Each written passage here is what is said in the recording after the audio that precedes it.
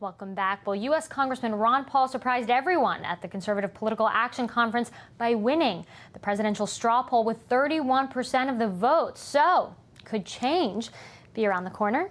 Well, here to answer that question, Matt Welch, editor-in-chief of Reason Magazine.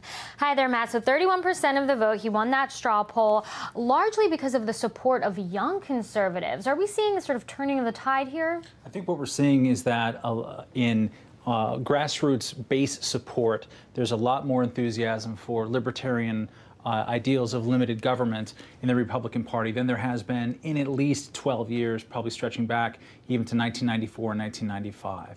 I don't think it necessarily means that on the Republican Party top level that we're seeing an equal enthusiasm, but certainly there's something strange going on in the American body politic right now, and the idea of limited government and libertarianism are strongly part of them. So let's compare Congressman Ron Paul to Barack Obama in that sense. You know, Obama promised change. He became this sort of pop culture and political icon, not just here in the United States, but really all over the world. Are we seeing that sort of happening with Congressman Ron Paul as well? He's very popular with the foreign media. I can say that, you know, personally. I've interviewed the congressman many, many times. He's very consistent in his views. Can we sort of make a comparison between the two? I think Obama has, he did project sort of a blank slate in a way. Everyone could project their hopes and fears onto him, but he's a very charismatic and sort of stentorian figure. Paul is kind of anti-charismatic. You know, he always says it's the message, it's not me. And if someone as uncharismatic as me can be popular, just imagine how powerful the message is. So it's sort of an inverse of it. I don't think that Paul has it in him to be the most popular Republican in the field or to remake Republican politics in his image. But it does say something about the failure of Obama to capture the imagination of the American people as a governor, not just as a candidate. Now, we talk about the numbers here, and you spoke about the message, but I want you to elaborate a little bit on that. What are the main issues here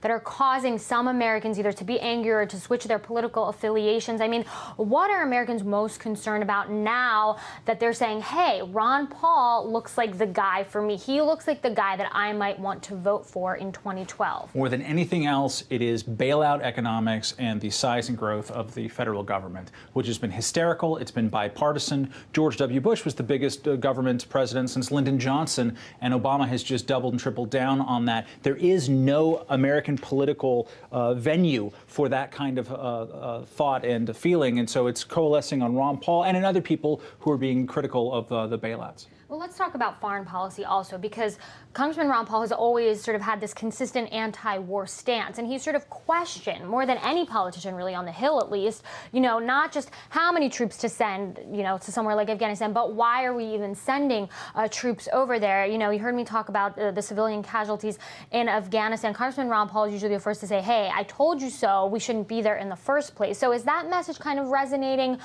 with people across the board also? Yes, but it's controversial, certainly in the Republican Party. I mean, when they announced that he won the straw poll with 31%, there was booing in the auditorium, right, because a lot of Republicans are very invested in this aggressive military strategy abroad, and they hate Ron Paul, or they hate that part of Ron Paul. But that, too, like bailout economics, is a bipartisan thing. Every White House does it, every Congress does it, but the American people are more and more anti-interventionist. So that energy has to go somewhere. Some of it's going to Ron Paul, but where it's going to go for other kind of politicians in 2010 and 2012 is an open question. Well, I'm glad you mentioned the sort of Republican response that there was booing in the crowd. So are Republicans going to sort of brush this off, or are they going to try to embrace him? What do you think? I think they'll brush off the foreign policy, and they'll try to embrace the more sort of libertarian, limited government economic policy, because that is proving to be incredibly popular in the Tea Party movement and elsewhere. But I mean, do you think they're going to embrace Ron Paul at all? That's the question, because everyone's looking to 2012 right now, especially the Republicans, sort of getting their feet in the water, and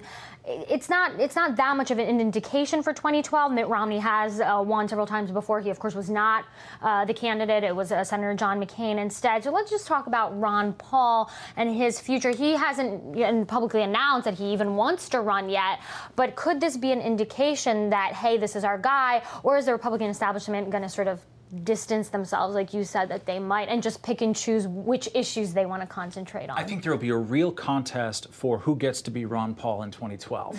Ron Paul is part of that mix. It won't be Ron Paul, but it'll be who gets to be Ron Paul. It actually could be. If he elects to run, I think he would have a strong following, and he might be a finalist at the very least. I don't think he could win the Republican Party nomination, but there will be other people like former New Mexico Governor Gary Johnson, who famously wants to legalize drugs and who's anti-war as well. He's vying for that. There are other characters who are trying to jostle themselves in, and we still have some time between now and 2012. Matt Welch of Reason Magazine, thank you for your analysis. Thanks,